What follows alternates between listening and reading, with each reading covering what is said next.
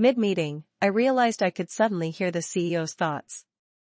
The absurd part was that beneath his usual ice-cool, swaggering shell he was hiding two completely different faces. Even more absurd, it sounded as if he liked me. Right in the thick of the meeting, I decided to slack off for a minute. I'd just pulled out my phone when a familiar low voice exploded in my head and almost made me jump out of my skin. I recognized it instantly, the voice of the man who signs my paychecks, the boss, Adrian. She's on her phone texting some little vixen? My heart stuttered. I snuck a cautious glance at Adrian beside me. His dark eyes were unreadable, his expression stern, gaze fixed on the CFO delivering the annual report. Huh? Was I hallucinating? I was still puzzling over it when I tried to slack off again and the voice came back. Why did she suddenly look at me? Did she catch me staring? Seems not. Phew, that was close, almost blew my cover. What a clever little devil I am, What should I eat later? Yesterday she had the braised pork from the third-floor cafeteria, maybe I'll go grab that. Hearing that upbeat lilt, I went completely numb. 2 minutes later I'd finally accepted the bizarre truth. After 2 years as Adrian's assistant, I could now hear his inner monologue. Worse, the man looked cold and regal on the outside, never wasting a syllable, yet his mental commentary never shut up. Plus, he seemed addicted to roasting everyone. Who's this guy? New hire? There's a coffee stain on his shirt, do I point it out? My OCD is screaming. HR boss, you hired 98.7 people this year? Any idea where the extra 0.7 came from? Spare me, honored elders, what on earth can't you finish in 10 minutes each? The CFO at the end of the boardroom table was still gesticulating wildly. She slammed both palms on the table and jolted me back to attention. Our company has the mountain-guarding tiger, the lead goat, the battle-hardened wolf, and the loyal dog. I believe our future will only get brighter. I stared at Adrian's solemn face. In my book you're the crap-stirring stick, babbling useless nonsense and delaying my lunch with baby. What if my Jane darling gets hungry? I couldn't help it, an audible snort of laughter escaped me. Then I froze. Jane darling? Apart from me, there wasn't another soul in the company whose name contained Jane, was there? Fine, then today's gossip was about none other than yours truly. When the meeting ended I was tidying up the minutes when my phone pinged. At first I ignored it until Adrian's mental fireworks started again. Ah? It actually sent? Don't look, wait till I'm outside. Did I sound too abrupt? Should I unsend and reword? Helpless, I opened WhatsApp and saw a new message from Adrian. Jane. I'm eating in today, could you recommend something from the cafeteria? Then, this message was retracted. Oh no, she saw it that fast? Does that mean she read it? Was I too forward?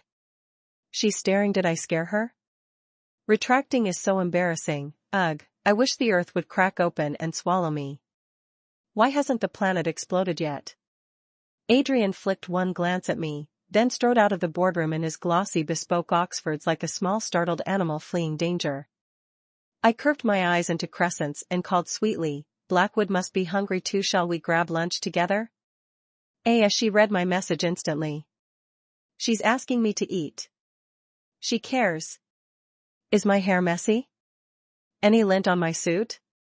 What will she pick? Can't wait. Jane baby's smile is lethal, the most beautiful thing ever. So loud. I was dying from the noise. Outwardly the man merely paused a beat, then replied in his usual cool tone, sure. The second we left the conference room he doubled back to his office, claiming an urgent matter. But I'd already eavesdropped on half an hour of his mental fretting. He was agonizing over which tailored suit to wear and micro-adjusting every strand of hair. Half an hour later he finally reappeared, somehow even more gorgeous than before. Maybe it was my imagination, but Adrian definitely looked extra sharp. I took him to a Japanese place near Blackwood. He sat opposite me, chin propped on one hand, gaze lowered toward the streetscape, so handsome he could have been a painting. If only the soundtrack in my head weren't ruining the mood. First meal out with Jane, so she likes Japanese food. I'll add a sushi bar to the office cafeteria as soon as I get back. Must memorize everything she enjoys. Posing is exhausting. That bird outside looks just like Jane, flapping around like she does in meetings, busy but adorably clueless. Enough already. I stared at his slightly parted lips and swallowed. Had to admit, Adrian's looks were top tier. Young, loaded, and gorgeous, no wonder half the company nursed crushes on him. She's staring again. Do I have something on my face? Should I hit the restroom mirror? There are napkins, maybe I can swipe one while she's distracted and wipe fast. Jane's dazed expression is so cute I can't. Because most of the dishes were raw, service was lightning fast, sparing internally panicking Adrian a long wait. Sure enough, once food arrived his mental rant quieted, though he still critiqued every flavor in silence. I love shrimp, so I'd ordered tempura shrimp. I slid the plate toward Adrian. Try it, really good. He immediately set down the salmon sushi he'd been holding and picked up a piece of tempura shrimp instead. But, something was off. The more he ate, the redder and more swollen his lips became. Could it be? I stared at Adrian, eyes wide.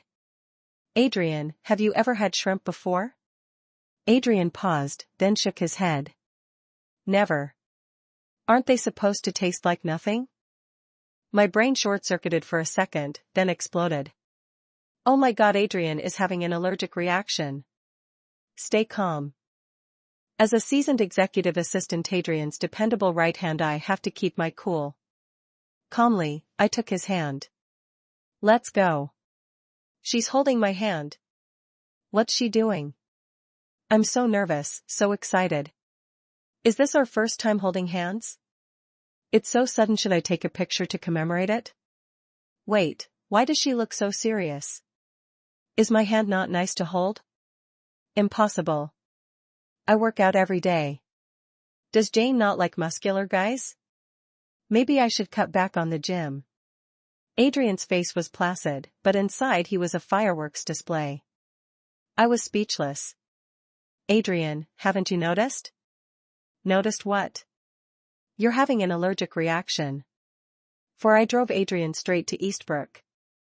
We got his prescription filled and the meds down him fast. He studied the lab report with the grave expression of someone reading a life sentence. The scene felt surreal, like I was the overbearing CEO who'd accidentally spent a wild night with the heroine, and Adrian was the heroine about to dash off with secret baby in tow. Adrian, I'm so sorry. You don't need to apologize. Even I didn't realize, there's no way you could have known. I clenched my fist. I'm sorry, sir. Next time I'll be more careful. She said she'll pay more attention to me. This hospital trip was totally worth it. I should open a bottle of wine tonight to celebrate. Maybe I should accidentally eat shrimp from now on? Then Jane will drive me to the hospital every day and we'll get alone time together.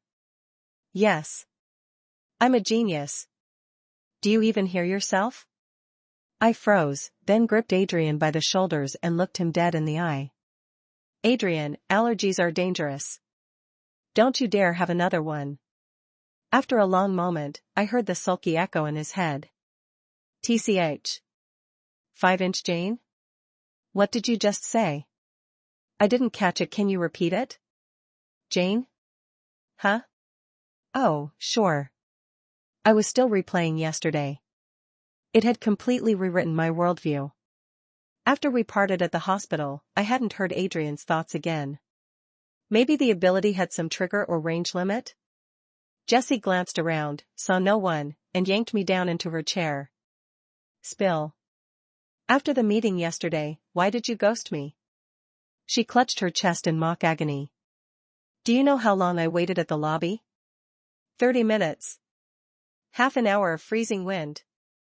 I don't care if you don't drop some jaw-dropping scoop, we're through. I wrestled down the urge to tell her I can hear Adrian's inner monologue. Yesterday I went to dinner with Adrian. You ditched me for food with someone else. You monster, wait, who did you say? Adrian. Her pupils dilated. She grabbed my shoulders and shook me. And then? I sighed. Then we went to the hospital. She sprang up. That escalated fast. Her imagination exhausts me. He ate shrimp and had an allergic reaction, so I took him to Eastbrook. Jessie deflated. Boring. I thought something juicy happened. Hey, don't look so glum. Adrian's amazing, plenty of people like him. The forest is big, don't hang yourself from one tree. Jessie, Adrian seems to lead. Adrian's voice rang in my head again. I snapped my mouth shut. Jane's chatting with that woman? She actually pressed my baby into a chair. Why does she get to? I want that too. 6-inch like what? Jessie eyed me, baffled. I veered off course with an awkward grin. Jell-O fruit cups. La la la la la, a shadow fell over me. Jell-O? Jane likes Jell-O? Of course my baby would like something so adorable. Seeing Jessie's horror-struck face, I knew who stood behind me without turning. What are you discussing? That opener should be okay, right? Who is this employee? Why is she staring? Did I scare her? Do I look terrifying? Hope Jane doesn't get the wrong idea. Brain short-circuiting, I blurted, we're analyzing how the marketing synergy of Jell-O affects the side effects of mixing Italian pasta with number 42 concrete. The length of that screw directly alters the torque of an excavator. Hammer it in and you generate massive high-energy protein, commonly called UFO, which derails economic growth. A soft laugh out loud, nod in his head. Even when she spouts nonsense, she's adorable. Is she brilliantly quick or just unflappable? Jessie released me instantly, folded her hands at her waist, and bowed 90 degrees. Good morning, Adrian. Adrian blinked at the spectacle, gave a slight nod, then turned to me. Handover complete? I looked at Jessie. She flashed AV with her fingers code for WhatsApp later while Adrian's thoughts drifted by. A code that obvious, there's no way they think I can't crack it, right? I nodded with a perfectly blank face. Honestly, right now it feels like both sides are streaking naked across a football field. I handed the finished stack of documents to Adrian and dropped onto the sofa to catch my breath. I opened WhatsApp and saw Jessie had carpet bombed me. Close call. Thought I was getting canned. Baby, you're the best, charging into Adrian's line of fire and babbling nonsense for me. With that dead serious look on Taylor's face, I bet he's already calculating whether Blackwood should pivot to spaghetti and concrete. Congrats, you're fired. Start packing, baby. From now on I'll keep you in soy milk lattes and tempura shrimp. I ignored her monologue and quietly threaded the message. It kind of seems like Adrian likes me, into the barrage. The incoming text stopped cold. A few silent seconds ticked by. Baby, should I book you a brain scan at Eastbrook? I glanced at Adrian. He wore his bored face, long fingers drummed the desk while his head filled with business jargon I couldn't follow. Late afternoon sun painted his profile gold, like some graphic novel hero. I wondered how I even ended up knowing someone this exceptional. Senior year, Jessie and I were hunting internships. After much debate we thought, why not shoot our resumes at Blackwood? We both landed offers. Jessie, the art goddess, became a UI designer. I joined marketing as a planner. During one pitch I pointed out several blind spots and demoed how we'd misread our target audience. Adrian liked the cut of my jib and moved me upstairs to be his assistant. Hearing his thoughts is surreal enough. What I really can't fathom is why he likes me. Adrian suddenly cut through my musings. Hungry? Should I ask Jane to dinner? Too forward? Will she bolt? What if she says no? Ahawk. But Jane is gorgeous. If she sits next to me I won't get a single digit of work done. You dash free later? I asked, eyes sparkling. Last time I not only left you half-starved but dragged you to the ER. Least I can do is apologize. It's not dash I plowed on. There's a new wing at Harbor Point. After knock-off, feel like wandering around? Call it decompression. The instant the words left my mouth his brain white-screened for a second then detonated. Is she asking me on a date? It is, right? Right? Right? No, I'm not ready. My hair's a mess. If I'd known Jane would invite me out, I'd have agonized over my closet all morning. Cannot blow this, must give Jane a perfect date. His face, however, stayed Arctic calm. He even frowned. Can't, he said. A wicked urge to toy with him bubbled up. Okay, I answered sweetly. He froze, certain I'd just rejected him. The almighty CEO stammered, genuinely flustered for the first time. I meant tomorrow. I'm free tomorrow. All day. 8 next morning. I was up earlier than on any workday, spent hours on hair and makeup, and strategically misted myself with perfume. I figured I'd arrive first. Before I even stepped out of the rideshare, I heard him, "One more hour till Jane gets here, so pumped." Ugh, couldn't sleep last night, kept checking for under-eye bags. What should we do? Roller coaster? Ferris wheel? They say if you kiss at the top of the wheel you stay together forever, yeah? Romantic, sure, but who builds a Ferris wheel inside a mall? The moment I exited the car, I spotted him on the curb. No tailored suit today, just jeans, sneakers, and a charcoal hoodie that shaved 5 years off him. Only then did it hit me, Adrian is 25, barely older than me, and already light years ahead. His mind fizzed the second we made eye contact. Jane looks incredible, prettier than usual, and she smells amazing. Sweet-smelling Jane, haha, like. He composed himself. Morning. So much for date vibes, felt like clocking in. Classic Adrian. Let's grab breakfast. I towed him into a McDonald's. I didn't notice that when I laced my fingers through his whole face went scarlet. Tuning out his mental fireworks, I scrolled the app to pick our food. A janitor paused beside us, leaning on her broom. First time seeing kids on a breakfast date at 7 a.m. Youth these days full of pep. Date or not, we'd agreed to 8 o'clock. I'm really here with Jane. This is a date, right? Maybe just a stroll, but I'm counting it as a date. Nice lady, bless her. We ordered, then sat in silence until the tray arrived. No talking with mouths full, evidently. During commutes he's a walking commentary track, now, nothing. Odd, because normally he dissects every bite down to sodium content. Could Adrian have actually choked to death mid-bite? I looked up and found him staring, transfixed, at the soy milk latte in my hand. What's wrong?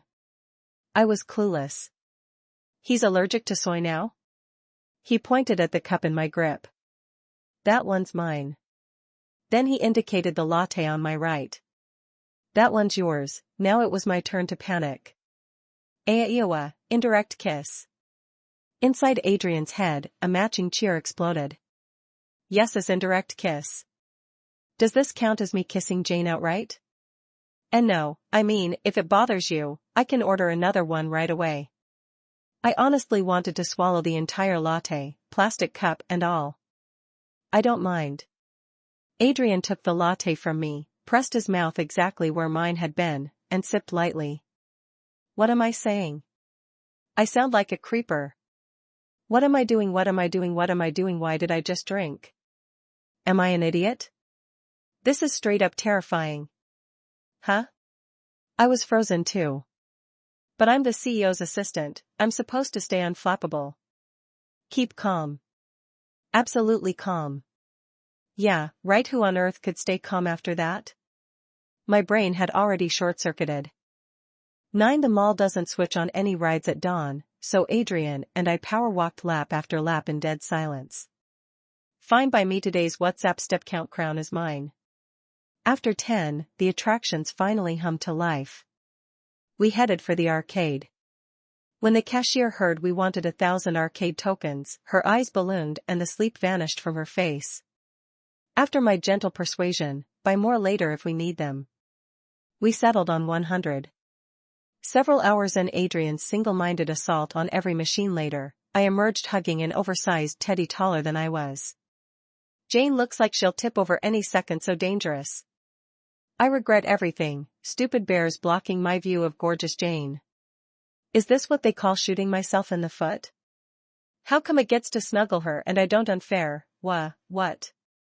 I shifted the bear aside until Adrian's face came into view. Frowning, he lifted the toy away. Let me carry it. Sure. CEO and assistant pivot to Eris and her handsome bodyguard. Adrian, you're my boss, I can't let you haul this around. I scrambled to take the bear back. Adrian instinctively lifted it higher. I lost balance and almost face-planted. He caught me in one fluid motion, pulling me against his chest. He was burning hot, like a furnace. Both our brains went widescreen. I couldn't hear his thoughts anymore. After a long second he steadied me, voice low. Be more careful next time. If that happens again, I honestly won't be able to hold back. Hold back, from what? 10. I hadn't asked Adrian out only to help him decompress. There was another reason. Today is his birthday. Young as he is, he's already at the summit, and the summit is lonely. The aloofness he wears like armor mostly means no one cares enough to look deeper.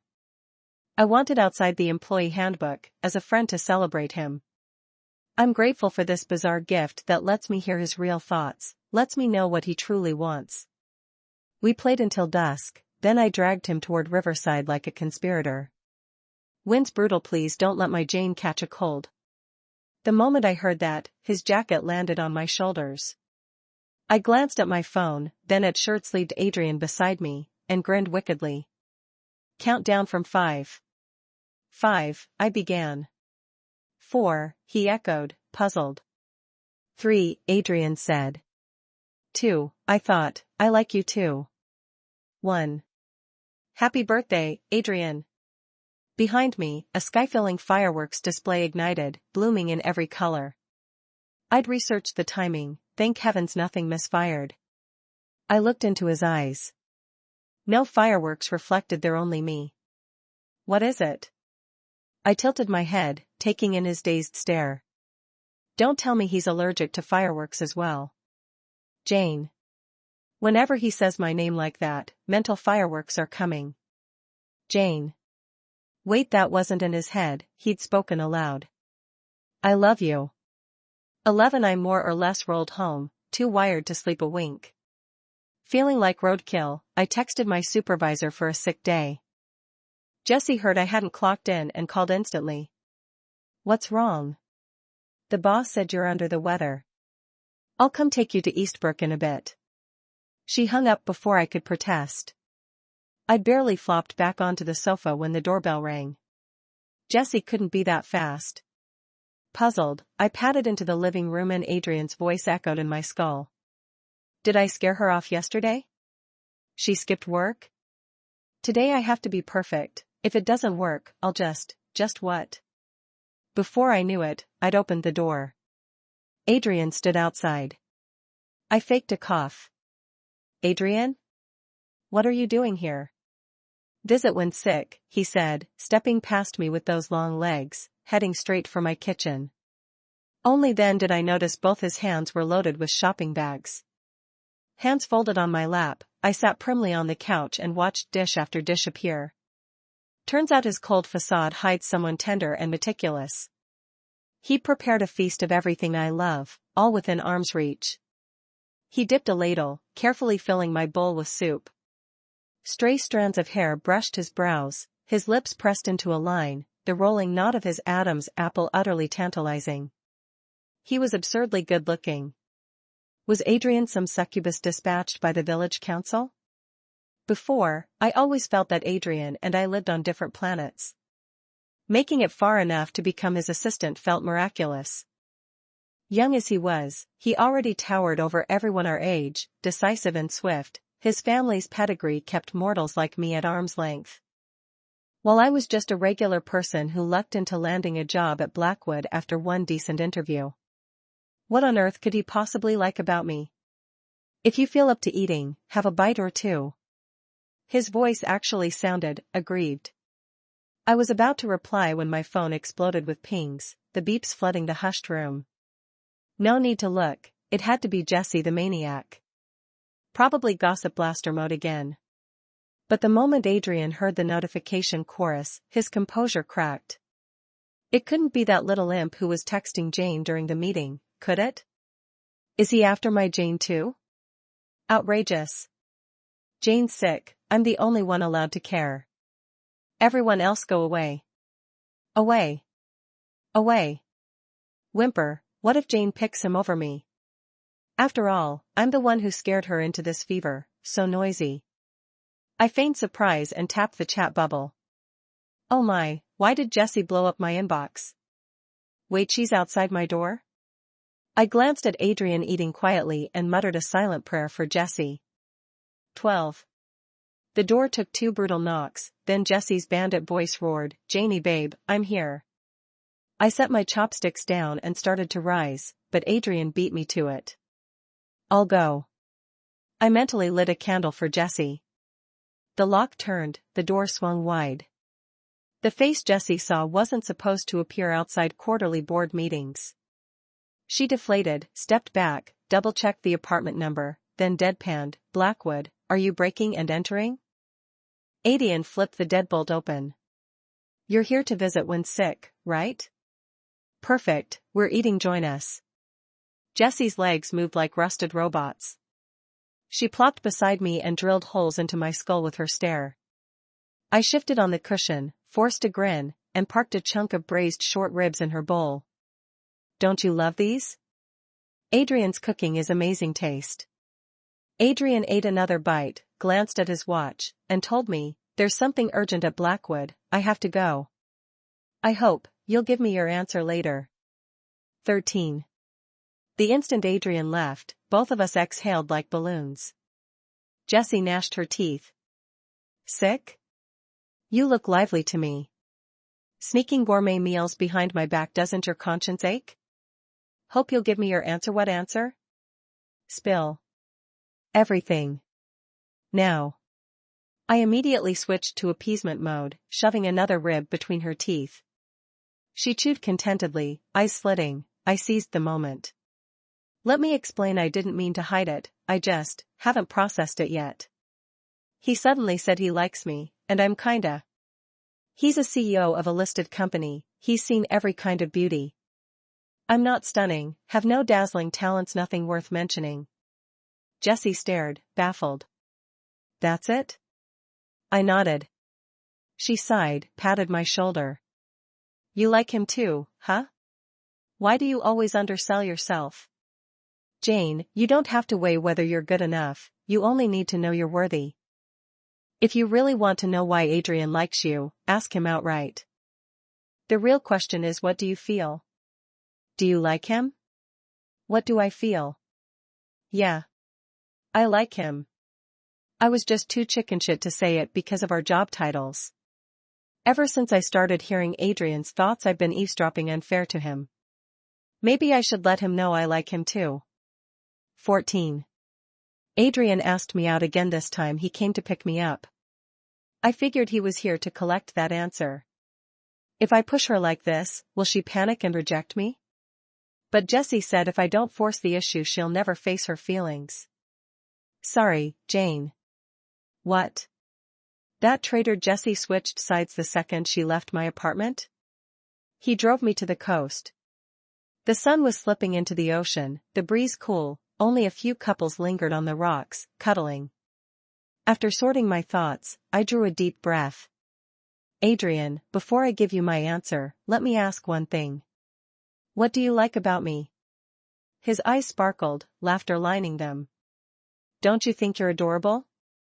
If I must list reasons, you're meticulous, rigorous, and you think on your feet.